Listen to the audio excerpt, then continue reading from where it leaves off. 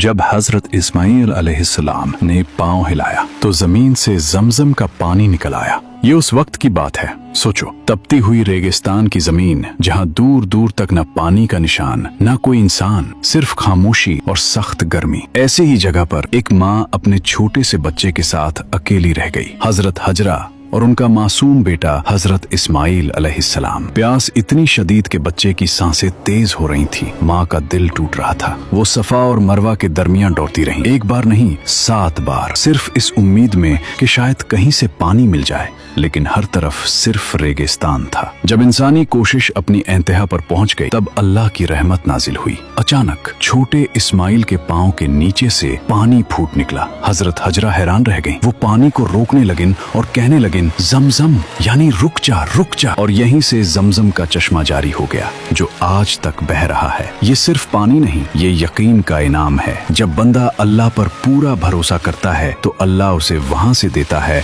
जहां से उसने कभी सोचा भी नहीं होता।